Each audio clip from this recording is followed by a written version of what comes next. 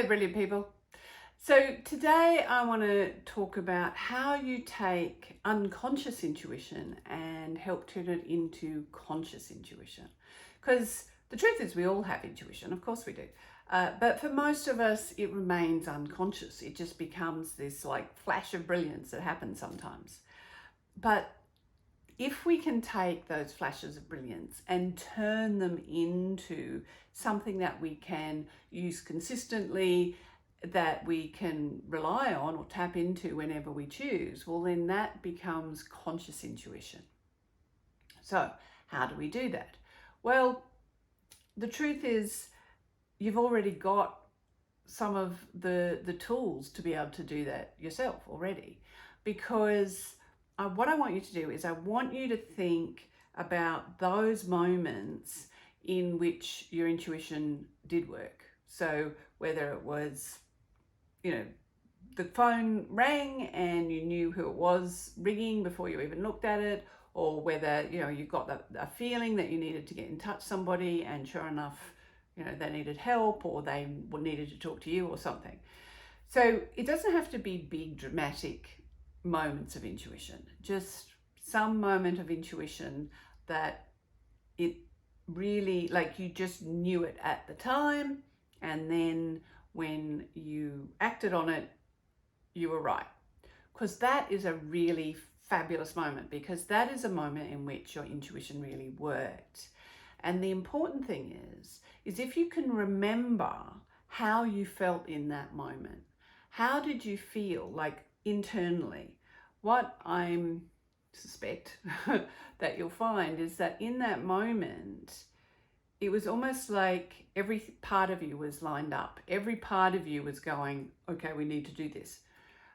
So for some people that can feel like stillness. For some people it can feel like peace. It might just feel like a knowing or a certainty. But there is actually an internal state or alignment that goes with that. So I want you to, if you close your eyes and think about that moment right now, and then you'll find that, just like with any memory, because you can recall how you felt in that moment, when you just knew that you had to do this thing. And yes, you did have to do that thing. So that feeling, that is the state of when your intuition was really talking to you, because that is a state of really strong internal alignment. So you can use that to start to develop conscious intuition, and also to practice that state of internal alignment which supports your intuition.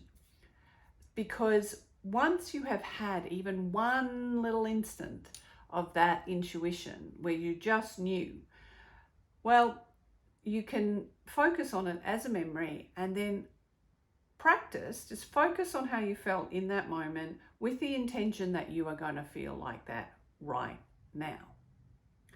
And to begin with, it probably won't be as strong as it was in that moment, but like any muscle, the more you practice it, the easier it will be, and the stronger that feeling, the stronger that sense of internal alignment will be.